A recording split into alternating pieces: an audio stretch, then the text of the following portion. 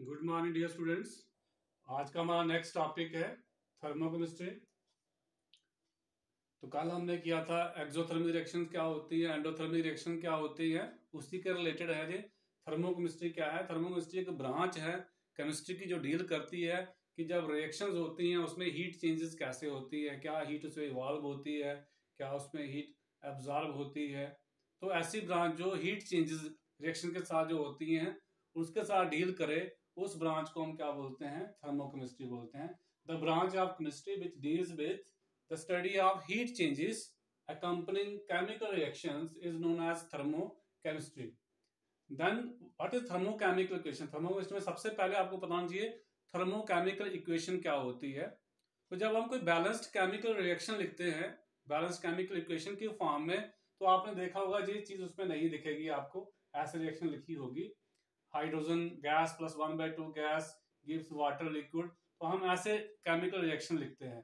But जब chemical reaction के साथ हीट भी मेंशन की जाए कि हीट इवॉल्व हो रही है या अब्जॉर्ब हो रही है, कितनी हीट इवॉल्व हो रही है, कितनी हीट अब्जॉर्ब हो रही है, अगर केमिकल रिएक्शन के साथ जो बैलेंस्ड केमिकल इक्वेशन है उसके साथ ये भी मेंशन कर दी जाए तो उसको हम क्या बोलते हैं, थर्मोकेमिकल इक्वेशन।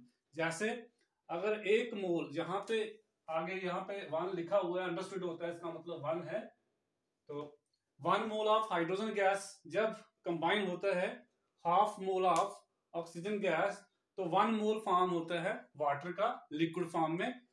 तो याद रखना है जब हम थर्मोकेमिकल इक्वेशंस लिखते हैं तो उसमें आपने ब्रैकेट में जितने भी सबस्टांसेस होंगे उनकी फिजिकल स्टेट जरूर मेंशन करनी है। क्यों? क्योंकि जो एंथैल्पी होती है ये फिजिकल स्टेट के ऊपर डिपेंड करेगी कि जो आपने रिएक्टेंट लिया है क्या वो सॉलिड स्टेट में लिया है, क्या लिक्विड में लिया है, क्या गैसियस स्टेट में लिया है। सॉलिड से लिक्विड कन्वर्ट करने में भी हीट चेंज होती है, एंथैल्पी लगती है। लिक्विड से गैस चेंज करने में भी एंथैल्पी चेंज होती है। तो इसलिए आपको जो जितने भी रिएक्टेंट्स हैं उनके साथ ब्रैकेट में आपने मेंशन करना है कि हम रिएक्टेंट को किस स्टेट में ले रहे हैं, फिजिकल स्टेट क्या है उनकी। तो जैसे अगर हाइड्रोजन हम गैसियस स्टेट में लें, ऑक्सीजन भी गैसियस स्टेट में लें, वाटर हमारा लिक्विड स्टेट में फॉर्म होता है, उस समय इतनी हीट जो क्या होती है, इवॉल्व होती है। 285.8 किलो जूल पर मोल हीट जो है इवॉल्व होती है। मैंने कल भी बताया था इसमें से माइनस हो रही है हीट, अगर जहां से हीट इवॉल्व होगी तो इस तरफ हम प्लस लिखते हैं। जहां तो आप इस इक्वेशन को ऐसे लिख सकते हैं, जहां आप इस तरह से लिख सकते हैं hydrogen gas plus 1/2 O gas O2 gas gives water liquid in the form of liquid delta H। Enthalpy of reaction क्या होगी, इस रिएक्शन में कितनी एंथैल्पी चेंज होगी, माइनस 285.8। माइनस का मतलब हीट इवॉल्व हो रही है। मैंने कल बताया था कि अगर हीट इवॉल्व हो रही हो तो डेल्टा H का साइन नेगेटिव होता है, और अगर हीट एब्जॉर्ब हो रही हो तो डेल्टा H का साइन क्या होता है, पॉजिटिव होता है। यहाँ डेल्टा H क्या है, हीट ऑफ रिएक्शन है, इस रिएक्शन में कितनी हीट चेंज हो रही है। तो ऐसी किसी भी इक्वेशन को, बैलेंस्ड केमिकल इक्वेशन को जिसमें साथ में हीट चेंज, जो एंथैल्पी चेंज है रिएक्शन की, वो भी मेंशन की हो, उसको हम क्या बोलते हैं, थर्मोकेमिकल इक्वेशन। तो a balanced chemical equation written with the amount of heat evolved और absorbed during the reaction is known as thermochemical equation. जहां पे हीट चेंज का मतलब है एंथैल्पी। बेसिकली आपको पता होना चाहिए एंथैल्पी जो होती है वो होती है वो एनर्जी जो हीट में कन्वर्ट की जा सके। तो एट कांस्टेंट प्रेशर जो होता है, हीट जो होती है वो एंथैल्पी चेंज के बराबर होती है। तो मोस्टली रिएक्शन जो होती है वो कांस्टेंट प्रेशर के ऊपर ही होती है। अगर हम लैब में कोई रिएक्शन करते हैं तो एटमॉस्फेरिक प्रेशर के अंडर वो रिएक्शन होती है। तो एंथैल्पी चेंज बेसिकली क्या है, हीट ही है। तो कितनी हीट इवॉल्व होती है या कितनी हीट एब्जॉर्ब होती है, अगर वो भी मेंशन कर दिया जाए केमिकल इक्वेशन के साथ, उसको हम क्या बोलते हैं, थर्मोकेमिकल इक्वेशन बोलते हैं। इसमें दो चीजें आपने नोट रखनी है। यहाँ पे अगर आप किसी रिएक्शन में सभी रिएक्टेंट को किसी एक नंबर से, इनके कोफिशिएंट को मल्टीप्लाई कर दो, यहाँ जैसे मैं 2 से मल्टीप्लाई कर दूं, जैसे यहाँ पे किया हुआ है 2 से मल्टीप्लाई, इसको 2 से 2 × 1/2 O2 हो गया, इसको भी 2 से मल्टीप्लाई कर दिया। उस समय जो एंथैल्पी होगी, हीट चेंज होगी, वो भी उसी नंबर से मल्टीप्लाई हो जाएगी। जैसे 285.8 है तो उसको 2 से मल्टीप्लाई करेंगे 571.6 आएगा। तो याद रखना अगर आपके पास कोई बैलेंस्ड केमिकल इक्वेशन दी हुई है, थर्मोकेमिकल इक्वेशन दी हुई है, अगर आप सभी रिएक्टेंट के कोफिशिएंट, यहाँ पे इनको क्या बोलते हैं, कोफिशिएंट्स, तो सभी कोफिशिएंट को आप किसी नंबर से मल्टीप्लाई करते हैं या किसी नंबर से डिवाइड करते हैं, तो जो उस रिएक्शन की एंथैल्पी चेंज होगी वो भी उसी नंबर से मल्टीप्लाई हो जाएगी या डिवाइड हो जाएगी। और दूसरी बात आपने नोट रखनी है, अगर आप रिएक्शन को रिवर्स लिखते हो, जो रिएक्टेंट है वो प्रोडक्ट लिखते हो, जो प्रोडक्ट है उसको रिएक्टेंट लिखते हो, जैसे यहाँ पे मैंने किया हुआ है, इसी रिएक्शन को H2O लिक्विड पहले लिखा है, gives hydrogen gas plus 1/2O2 gas, तो एंथैल्पी का साइन क्या हो जाएगा, चेंज हो जाएगा, मैग्नीट्यूड उतना ही रहेगा, जैसे जहाँ पे प्लस था यहाँ पे क्या होगा, माइनस हो गया। तो if the reaction is reversed, reaction को उल्टा कर दिया जाए तो enthalpy changes, sign of enthalpy changes, sign of delta H changes, but the magnitude remains same, magnitude क्या रहेगा, सेम रहेगा। तो ये दो बातें आपने नोट रखनी है। नेक्स्ट है हीट ऑफ रिएक्शन और एंथैल्पी ऑफ रिएक्शन क्या होती है। तो नाम से पता चला होगा कि जो रिएक्शन की हीट होती है, जब कोई रिएक्शन कंप्लीट होती है, जितने भी रिएक्टेंट आपने लिए हैं, अगर वो कंप्लीटली रिएक्ट होकर रिएक्शन कंप्लीट हो जाती है, उस रिएक्शन के दौरान कितनी हीट चेंज होती है, जहाँ तो वो इवाल्व होगी हीट, जहाँ ऑब्जॉर्ब होगी, डिपेंड करता है रिएक्शन एक्सोथर्मिक है या एंडोथर्मिक है। तो जब रिएक्टेंट कंप्लीटली रिएक्ट करके क्या फॉर्म कर देंगे, प्रोडक्ट फॉर्म कर देंगे, उस रिएक्शन के दौरान कितनी हीट इवाल्व होती है, जहाँ एब्जॉर्ब होती है, उसको हम क्या बोलते हैं, हीट ऑफ रिएक्शन, जहाँ क्या बोलते हैं, एंथैल्पी ऑफ रिएक्शन। तो it is amount of heat evolved, जहाँ ऑब्जॉर्ब, जहाँ इसकी जगह आप क्या लिख सकते हैं, it is a heat change, change में दोनों कवर हो जाएंगे, इवॉल्व्ड भी और एब्जॉर्ब भी। When the number of moles of the reactants as represented by chemical equation have completely reacted, जब आपने जो रिएक्शन ली है इसमें उसमें जितने नंबर ऑफ मोल्स लिए हैं, अगर वो कंप्लीटली रिएक्ट हो जाते हैं, जैसे यहाँ पे हमने 1 मोल लिया है, जिसका हाफ मोल लिया ऑक्सीजन का, 1 मोल क्या बन जाए, वाटर। जब ये कंप्लीटली रिएक्ट कर जाए, इसका 1 मोल, इसका आधा मोल, पूरी तरह से रिएक्ट करके क्या बना दे, वाटर फॉर्म कर दे, ये एक रिएक्शन हो रही है। तो इस रिएक्शन के दौरान जो हीट चेंज हो रही है, कितनी हीट चेंज हो रही है, इसमें से माइनस हीट इतनी हो रही है 285.8, तो ये इस रिएक्शन की क्या होगी, एंथैल्पी ऑफ रिएक्शन होगा। इस रिएक्शन के दौरान इतनी हीट क्या आ रही है, चेंज आ रही है, और ये हीट इवॉल्व हो रही है। यहाँ पे प्लस साइन का मतलब होता है इवॉल्व होना, क्योंकि इधर माइनस हुई है। जब जहां आप उसको ऐसा लिख लीजिए, डेल्टा H किस तरह रहेगा, -285.8 किलो जूल पर मोल। तो डेल्टा H हो गया एंथैल्पी चेंज, R का मतलब हो गया रिएक्शन, तो एंथैल्पी चेंज ऑफ रिएक्शन कितना आ गया, -285.8 किलो जूल पर मोल। तो एंथैल्पी ऑफ रिएक्शन होती क्या है बेसिकली, ये होती है sum of enthalpies of products minus sum of enthalpies of reactant. अगर आपको कोई रिएक्शन दी गई है, तो अगर आपको एंथैल्पीज ऑफ प्रोडक्ट दी है, एंथैल्पीज ऑफ रिएक्टेंट्स आपको पता है, तो आप उस रिएक्शन की एंथैल्पी ऑफ रिएक्शन निकाल सकते हैं। जैसे हमारे पास कोई ये जनरल रिएक्शन है, A मोल्स ऑफ, हमने H2 ऑक्सीजन नहीं ले रहे हैं, हम क्या ले रहे हैं, A हमारे पास रिएक्टेंट है, B हमारे पास रिएक्टेंट है, स्मॉल a और b क्या है, उनके नंबर ऑफ मोल्स हैं। तो A मोल्स ऑफ A अगर B मोल्स ऑफ B के साथ रिएक्ट करता है, कंप्लीट रिएक्ट करता है, क्या देता है, C moles of C plus D moles of D देता है। तो इस रिएक्शन की एंथैल्पी क्या होगी, इसको आप लिख सकते हैं डेल्टा RH, R का मतलब हो गया रिएक्शन की। तो ये किस तरह बनाएगी, enthalpy of products, enthalpy of formation of product भी ले सकते हैं आप, इसको आगे जाके हम पढ़ेंगे कि इसको basically sum of enthalpies of product की जगह क्या लिख सकते हैं, sum of enthalpies of formation of product. जो एंथैल्पी ऑफ प्रोडक्ट होगी बेसिकली वो किसके बराबर होगी, enthalpy of formation of products के बराबर होगी। तो ये हम आगे करेंगे, नीचे लिखा हुआ है। तो हम क्या लेंगे, एंथैल्पी ऑफ प्रोडक्ट्स, C की एंथैल्पी कितनी है, D की एंथैल्पी कितनी है, इनको ऐड करना है, माइनस A की एंथैल्पी कितनी है, B की एंथैल्पी कितनी है, और इनको हमने मल्टीप्लाई करना है इनके कोफिशिएंट से, यानी नंबर ऑफ मोल से। तो क्या आएगा, जहां पे स्मॉल c लिखना है, तो C स्मॉल c का number of moles of C है, इनटू एंथैल्पी ऑफ C, या enthalpy of formation of C ले सकते हैं, enthalpy change of formation of C plus D आगे number of moles of D into enthalpy of formation of D minus A into enthalpy of formation of A minus enthalpy of formation of B। तो यहाँ पे plus लिखा है क्योंकि बाहर minus हमने already लिख दिया है। स्टैंडर्ड एंथैल्पी ऑफ रिएक्शन क्या होती है, अगर बच्चे हम जो रिएक्शन कर रहे हैं उस समय हमने कंडीशंस क्या रखी हुई हैं, स्टैंडर्ड रखी हुई हैं, यानी अगर आपके जो रिएक्टेंट है वो प्योर स्टेट में है, प्योर सबस्टांस ले रहे हैं, तो उस समय जो स्टैंडर्ड स्टेट बेसिकली होती क्या है, अगर हम कोई रिएक्शन कर रहे हैं उस समय टेम्परेचर हमने जो है जनरली हम क्या लेते हैं 25 डिग्री सेंटीग्रेड, बट ऑलवेज नहीं, हमने सबस्टांस को देखना है, वो सबस्टांस प्योर स्टेट में होना चाहिए और सबसे ज्यादा स्टेबल स्टेट में होना चाहिए। और प्रेशर हम कितना लेते हैं, 1 बार लेते हैं। तो अगर हम रिएक्शन 1 बार पे कर रहे हैं, यानी रिएक्टेंट हम 1 बार पे ले रहे हैं, और टेम्परेचर हम जनरली 298 केल्विन यानी 25 डिग्री सेंटीग्रेड रखते हैं, क्योंकि इस टेम्परेचर में मोस्टली चीजें प्योर होती है, बट ऑलवेज नहीं। जैसे आयरन है, आयरन जो है प्योर स्टेट में आपको मोस्ट स्टेबल फॉर्म में मिलेगा एट 500 केल्विन। तो 500 केल्विन उसके लिए क्या होगा, टेम्परेचर होगा स्टैंडर्ड स्टेट। तो जनरली स्टैंडर्ड स्टेट हम 1 बार और टेम्परेचर 298 केल्विन रखते हैं। अगर हम इस टेम्परेचर पे, इस प्रेशर पे रिएक्शन कर रहे हैं, उस समय जो रिएक्शन की एंथैल्पी होगी उसको हम क्या बोलते हैं, standard enthalpy of reaction. Basically जो एंथैल्पी है ये डिफरेंट फैक्टर के ऊपर डिपेंड करती है, टेम्परेचर के ऊपर डिपेंड करती है, कंसंट्रेशन के ऊपर डिपेंड करती है, रिएक्टेंट की कंसंट्रेशन कितनी है, कितने मोल्स लिए हैं, प्रेशर के ऊपर डिपेंड करती है, फिर जो रिएक्टेंट है हमारे पास वो किस स्टेट में है, फिजिकल स्टेट क्या उनकी, लिक्विड है, सॉलिड है, गैस है, फिर उनकी जो एलोट्रोपिक फॉर्म्स होती हैं उनके ऊपर डिपेंड करती है। जैसे आप कार्बन ग्रेफाइट लोगे तो अलग आएगी एंथैल्पी, अगर आप डायमंड लोगे तो अलग एंथैल्पी होगी। तो जनरली एंथैल्पी जो है मैंने आपको बताया डिफरेंट फैक्टर के ऊपर डिपेंड करती है। आप रिएक्टेंट की स्टेट क्या ले रहे हो, क्या उनको सॉलिड स्टेट में ले रहे हो, रिएक्टेंट को आप गैसी स्टेट में ले रहे हो, लिक्विड स्टेट में ले रहे हो, तो एंथैल्पी जो है वो चेंज होती जाएगी। फिर एलोट्रोपिक फॉर्म क्या है, अगर आपने कोई रिएक्शन कर रहे हैं एलिमेंट, जैसे कार्बन से आप कार्बन डाइऑक्साइड बनाना चाहते हो, अगर आप कार्बन डायमंड लेके कन्वर्ट करते हो या ग्रेफाइट लेके कन्वर्ट करते हो तो एंथैल्पी क्या आएगी, अलग अलग आएगी। आप एलोट्रोपिक फॉर्म कौन सी ले रहे हो उसके ऊपर भी एंथैल्पी डिपेंड करती है।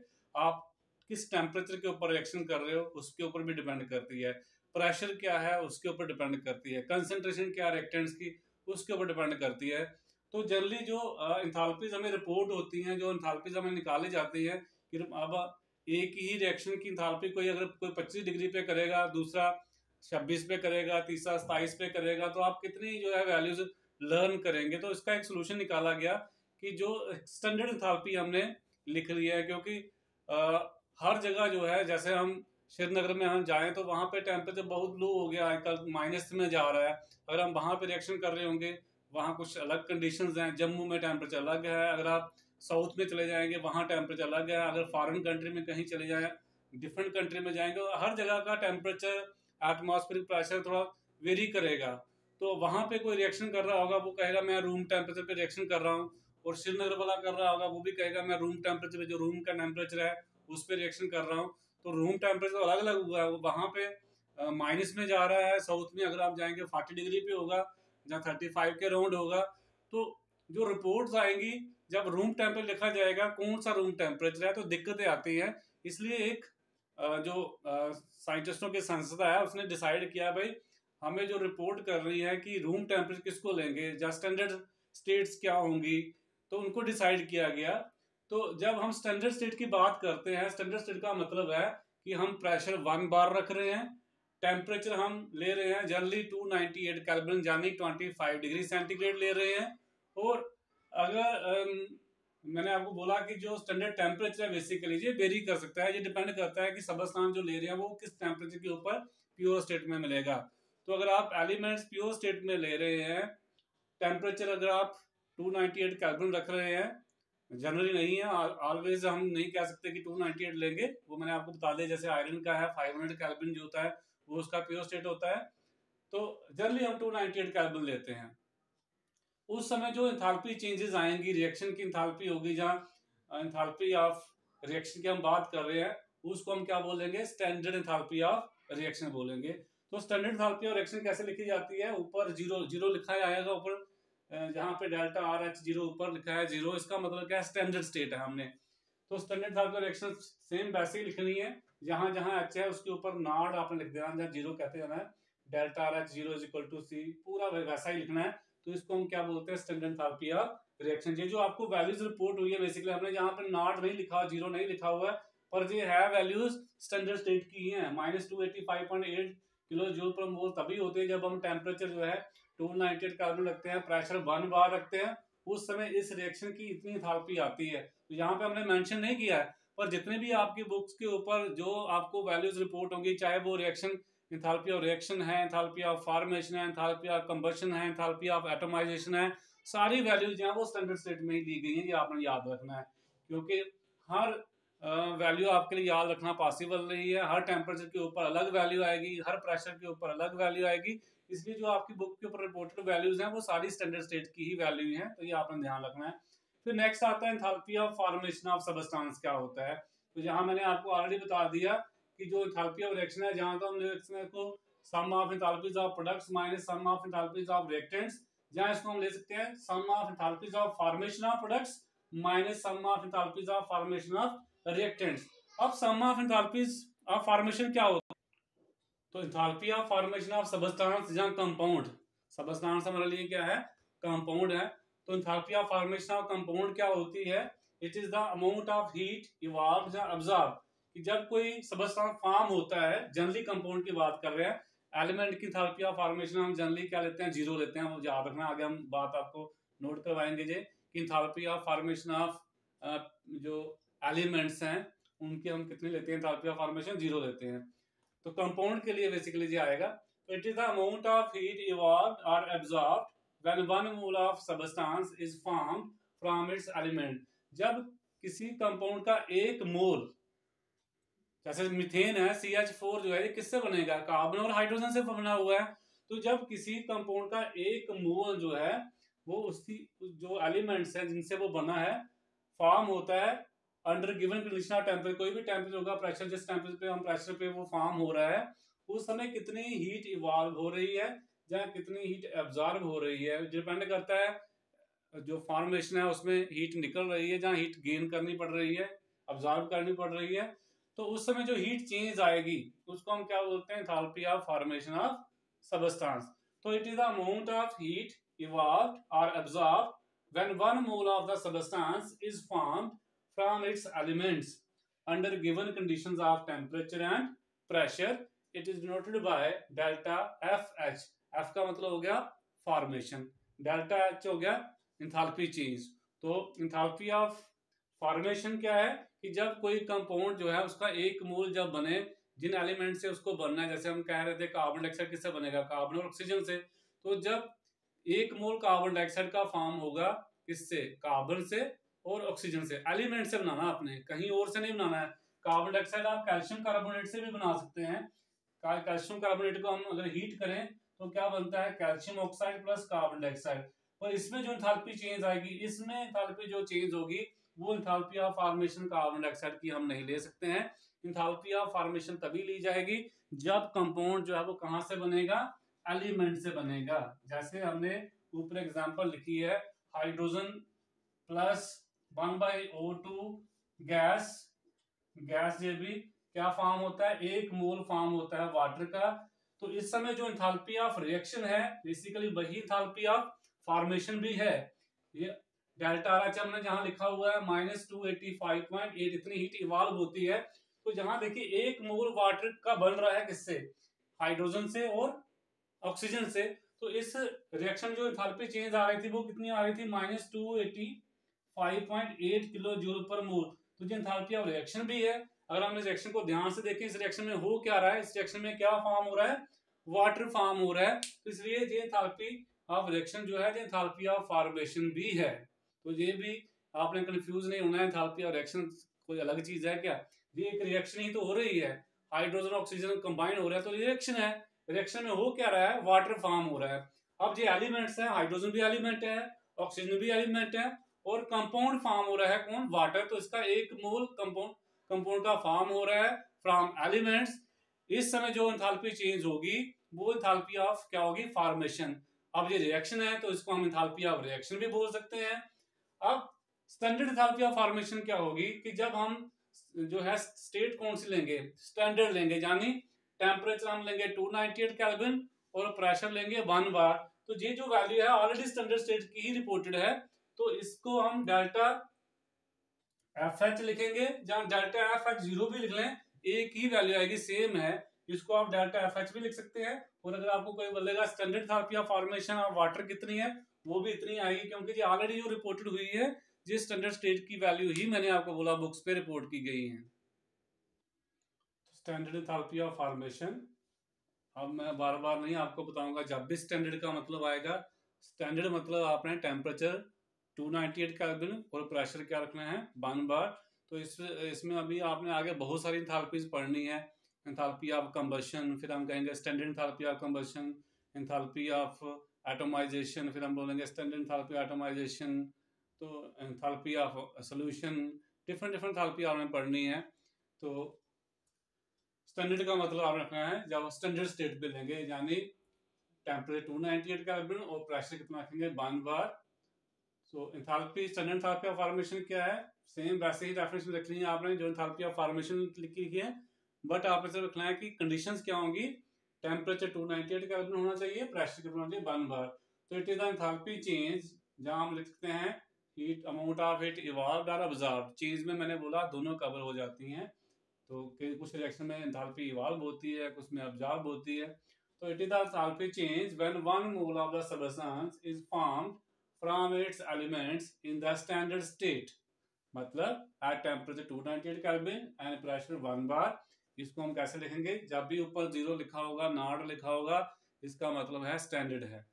तो डेल्टा एफ एक्स 0, जैसे हमने पीछे रिएक्शन करी, हाइड्रोजन प्लस ऑक्सीजन जो है 1 मोल वाटर फॉर्म करे लिक्विड फॉर्म में, तो इस रिएक्शन की एंथैल्पी कितनी थी -285, जबकि यहाँ पे जो है कंपाउंड फॉर्म हो रहा है एलिमेंट से, तो ये एंथैल्पी ऑफ फॉर्मेशन भी हुई।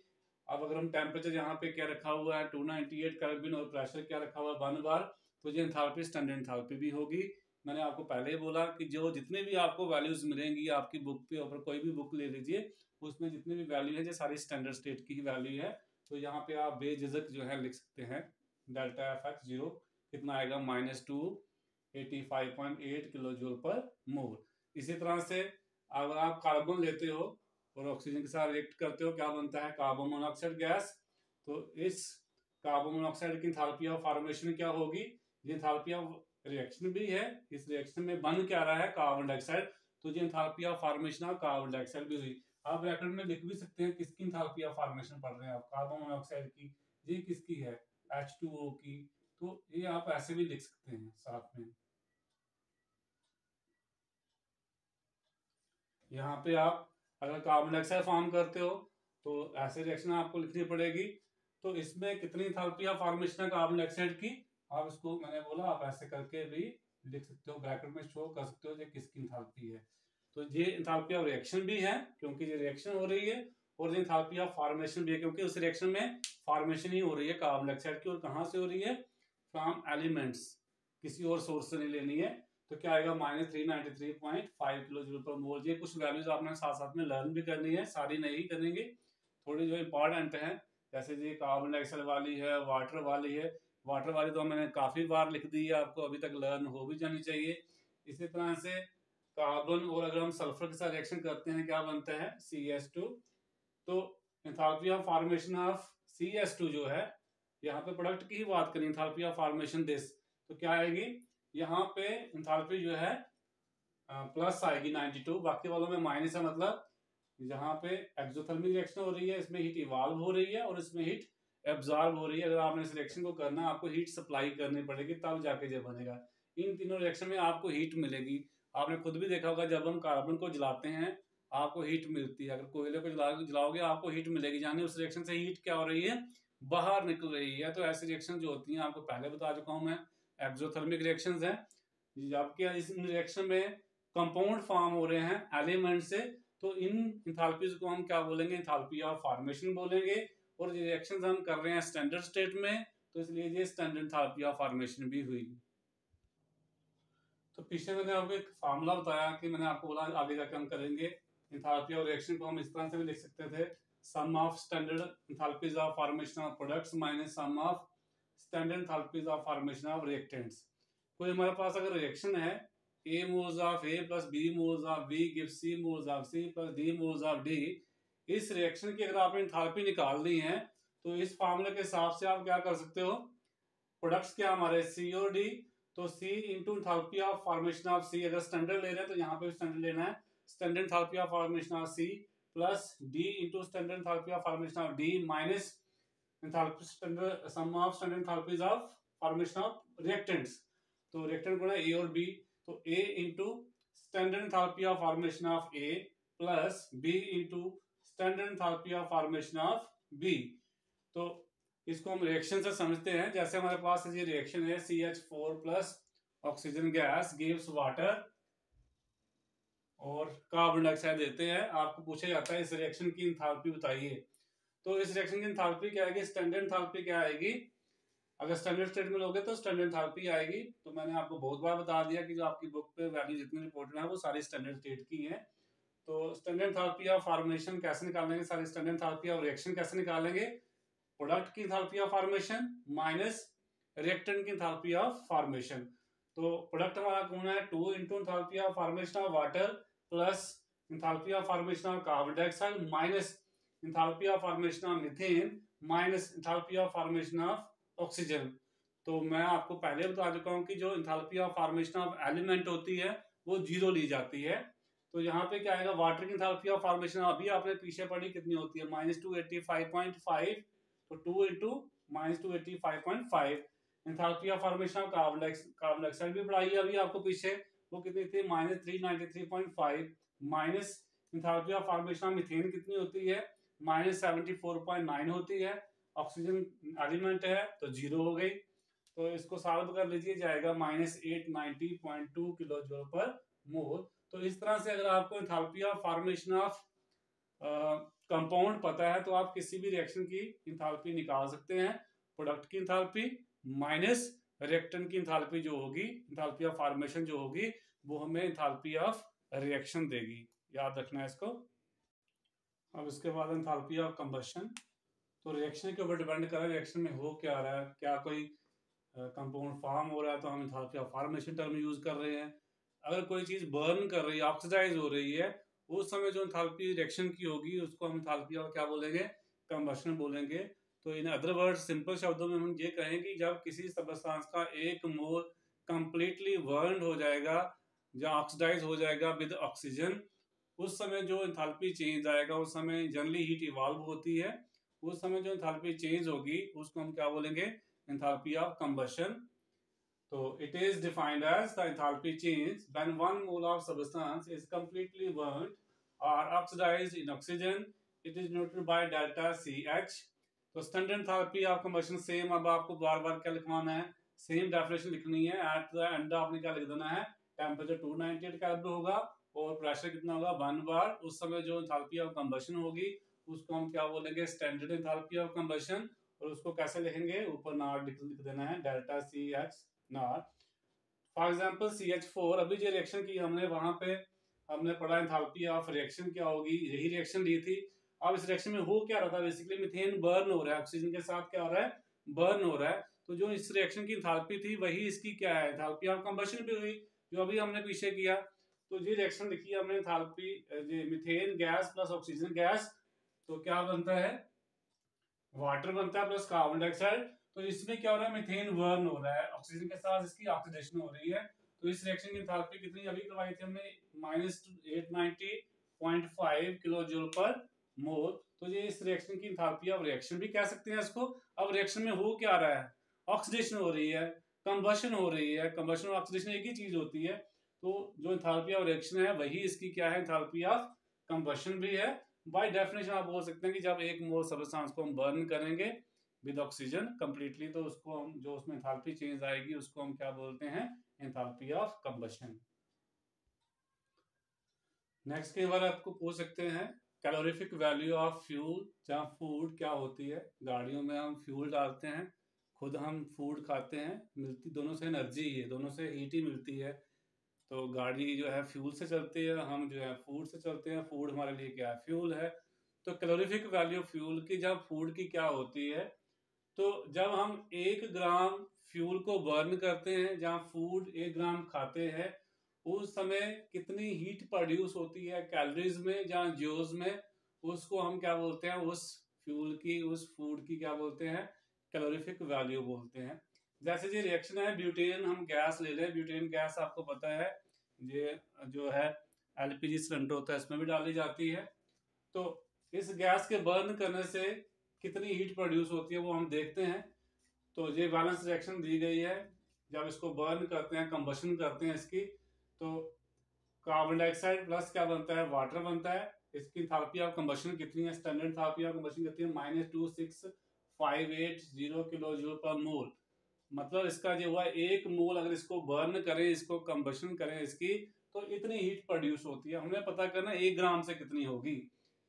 तो इसका मॉलिक्यूलर मास निकालिए 4 × 12 + 10 × 1, हाइड्रोजन का 1 होता है, कार्बन का 12 होता है, तो 48 + 10 58 ग्राम आ गया। तो 58 ग्राम हमें कितनी हीट दे रहा है, -2658.0 किलो जूल पर मोल। तो 58 ब्यूटेन बर्न करने से इतनी हीट मिल रही है, तो 1 ग्राम से कितनी मिलेगी, डिवाइडेड बाय 58 कर दो, तो 45.8 किलो जूल पर ग्राम आपको हीट मिलेगी जब हम 1 ग्राम ब्यूटेन गैस का बर्न करेंगे।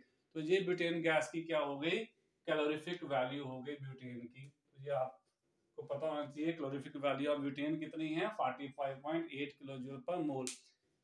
हम जो है, हम जब खाना खाते हैं, खाने में से हमें क्या मिलता है, ग्लूकोज। खाना अल्टीमेटली किसमें कन्वर्ट हो जाता है, ग्लूकोज में।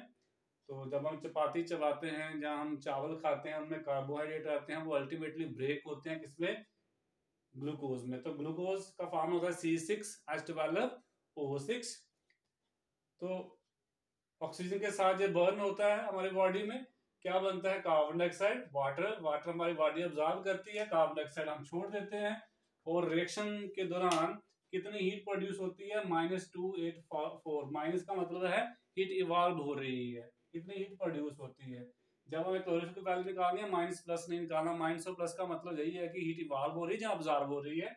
जहाँ पे हमने सीधा जो है वैल्यू लेनी है, मैग्नीट्यूड लेना है, साइन नहीं लेना है। तो अगर हम मॉलिक्यूलर मास निकालें ग्लूकोज का, तो ये आप निकाल सकते हो, 6 × कार्बन का 12 होता है, हाइड्रोजन का 1 12 × 1 + 6 × 16, ऑक्सीजन का 16 होता है, तो 180 ग्राम बन जाएगा। तो 180 ग्राम जब ग्लूकोज बर्न करता है तो कितनी हीट प्रोड्यूस होती है, -2840। माइनस का मतलब हीट इवॉल्व होगी, इतनी हीट प्रोड्यूस होती है, इतने किलो जूल पर मोल। तो 180 से इतनी प्रोड्यूस हो रही है, 1 ग्राम से कितने प्रोड्यूस होगी, डिवाइडेड बाय 180, तो 15.78 किलो जूल पर ग्राम जो है, ये कैलोरीफिक वैल्यू है किसकी, ग्लूकोज की। नेक्स्ट है enthalpy of atomization. Different types of enthalpy हमने करनी है, जैसे हमने पीछे की। अब आगे है enthalpy of atomization. Atomization enthalpy क्या होती है, it is enthalpy change when 1 mole of the gases substance dissociates into gaseous atoms. तो जब हम कोई गैसियस सबस्टेंस लेते हैं, उसका 1 मोल जब टूटता है किसमें, गैसियस एटम्स में, उस समय जो एंथैल्पी चेंज होती है, चाहे वो हीट इवॉल्व हो, अब्सॉर्ब हो, उस समय जो एंथैल्पी चेंज होती है, उस एंथैल्पी चेंज को हम क्या बोलते हैं, एंथैल्पी ऑफ एटमाइजेशन। यानी हमने 1 मोल कोई सबस्टेंस लेना है गैसियस स्टेट में, उसको ब्रेक करके उसके हमने क्या बनाने हैं, एटम्स बनाने हैं, बट वो भी किसमें, गैसियस स्टेट में। जैसे हमने जो हाइड्रोजन गैस ले ली, इसको हमने हीट किया, एंथैल्पी हमने एनर्जी दी इसको, तो किसमें टूट गया, ये हाइड्रोजन एटम में टूट गया गैसियस स्टेट में। तो इसकी एंथैल्पी ऑफ एटमाइजेशन कितनी है, 435.0 किलो जूल पर मोल। तो ऑलवेज याद रखना, एंथैल्पी ऑफ एटमाइजेशन जो होगी वो हीट अब्सॉर्ब होगी, इवॉल्व नहीं होगी। आपको तोड़ने के लिए हमेशा एनर्जी देनी पड़ेगी। ऐसे ही मीथेन गैस हमने ली, तो जब इसको हमने कितनी हीट दी, 1665 किलो जूल पर मोल हीट सप्लाई की, तब जाके जब ब्रेक होता है क्या देता है, कार्बन एटम देता है गैसियस स्टेट में, हाइड्रोजन एटम देता है गैसियस स्टेट में। तो इसकी एंथैल्पी ऑफ एटमाइजेशन क्या हुई, हमने 1 मोल गैसियस सबस्टेंस लिया मीथेन, उसको डिसोशिएट कर दिया किसमें, एटम्स में, गैसियस स्टेट में। उस समय कितनी एंथैल्पी चेंज हो रही है, इतनी। ये इसकी क्या है, एंथैल्पी ऑफ एटमाइजेशन। नेक्स्ट है एंथैल्पी ऑफ आयनाइजेशन। तो एंथैल्पी ऑफ आयनाइजेशन क्या है, जब हम कोई कोवलेंट कंपाउंड लेते हैं, उसको पानी में डिसॉल्व करते हैं, अगर वो टूट जाता है किसमें, आयंस में, तो 1 मोल कोवलेंट कंपाउंड को जब हम पानी में डालें, तो अगर वो टूट जाए आयंस में, उस समय जो एंथैल्पी उसमें चेंज आएगी, उस एंथैल्पी चेंज को हम क्या बोलते हैं, एंथैल्पी ऑफ आयनाइजेशन। तो it is the enthalpy change when 1 mole of covalent compound on dissolution मतलब डिसॉल्व करने पे, on dissolution in water splits मतलब अलग हो जाना, to produce ions in the solution में क्या दे दे, वो आयन दे दे। तो उस समय जो एंथैल्पी चेंज होती है उसको हम क्या बोलते हैं, enthalpy of ionization. It is denoted by delta ION। तो नाम से आगे, जहां आयनाइजेशन है, जहां एटम बन रहे हैं, जहां आयन बन रहे हैं कोवलेंट कंपाउंड से। जैसे HCl गैस है, इसको पानी में डाला हमने, जो टूट जाती है, H पॉजिटिव आयन देता है पानी में, AQ का मतलब था पानी, प्लस क्या देगा Cl नेगेटिव आयन Aq पानी में। तो HCl जो था इसमें आयन नहीं थे, ये कोवलेंट है, इसको पानी में डाला, ये टूट गया आयंस में, तो इसमें कितनी एंथैल्पी इन्वॉल्व हो रही है, उस एंथैल्पी को हम क्या बोलेंगे, एंथैल्पी ऑफ आयोनाइजेशन। तो डेल्टा IONH क्या आ जाएगा, -75.2 किलो जूल पर मोल। इस रिएक्शन में एंथैल्पी चेंज आती है, यानी इतनी हीट इवॉल्व होती है जब आप पानी में HCl को डालते हैं और जब वो टूटता है किसमें, आयंस में। देन आता है एंथैल्पी ऑफ हाइड्रेशन। तो अगर हम कोई ड्राई साल्ट लेते हैं, एनहाइड्रस साल्ट लेते हैं, 1 मोल उसका ले, अगर वो required number of water molecule के साथ कंबाइन होकर हाइड्रस साल्ट फॉर्म कर देता है, उस समय कितनी एंथैल्पी चेंज आती है, कितनी हीट इवॉल्व होती है या अब्जॉर्ब होती है, उसको हम क्या बोलते हैं, एंथैल्पी ऑफ हाइड्रेशन। तो it is the enthalpy change when 1 mole of anhydrous, anhydrous में ड्राई साल्ट लेना है, combines with required number of moles of water. अलग अलग साल्ट अलग अलग number of water molecule absorb करता है, जैसे कॉपर सल्फेट है जो 5 लेगा, तो अलग अलग आप देखेंगे साल्ट, उसमें नंबर ऑफ वाटर मॉलिक्यूल आपको क्या मिलेंगे, अलग अलग, किसी में 6 होंगे, किसी में 7 होंगे। तो required number of water molecule जब वो अब्जॉर्ब करेगा हाइड्रस साल्ट फॉर्म करने के लिए, उस समय जो एंथैल्पी चेंज आएगी उसको हम क्या बोलते हैं, एंथैल्पी ऑफ हाइड्रेशन, और इसको डिनोट करते हैं डेल्टा HYD। HYD हो गया हाइड्रेशन H। तो for example copper sulphate plus 5 times water लेता है, ये एनहाइड्रस है, ये हाइड्रस है। कैसे पता चलता है, ये कलर लेस होता है, व्हाइट कलर का मिलेगा आपको, और ये जो हाइड्रस है ये ब्लू कलर का होगा, पता चल जाएगा। जब हम पानी डालते हैं एनहाइड्रस कॉपर सल्फेट में, इसका कलर चेंज हो जाता है ब्लू में। तो इस समय इसमें एंथैल्पी कितनी चेंज आती है, -78.2 किलो जूल पर मोल। तो that is it's enthalpy of hydration. ऐसी छोटी छोटी और भी डेफिनेशन करनी है, आज हम इतनी रखते हैं, काफी ज्यादा हो गई है तो आप बोर हो जाएंगे। कुछ डेफिनेशन हम कल करेंगे नेक्स्ट वीडियो में, तो इसको अच्छे से देखिए, ज़्यादा मुश्किल नहीं है। हर एक में आपको एक एक मोल ही लेना पड़ रहा है कि 1 मोल के लिए 1 मोल एटम बनाने तोड़ेंगे हम, 1 मोल हम कोई कंपाउंड लेंगे उसको ब्रेक करेंगे आयंस में, 1 मोल साल्ट लेंगे, तो सब में 1 मोल कॉमन है। बाकी नाम से पता चल जाना, इसमें एटम्स बनेंगे, इसमें आयंस बनेंगे, इसमें हाइड्रेशन होगी, तो थोड़ा आपको इजी हो जाएगा। तो इसको अच्छे से देखिए, कहीं पर भी आपको डाउट आता है मेरे साथ शेयर करें। Thank you, have a nice day.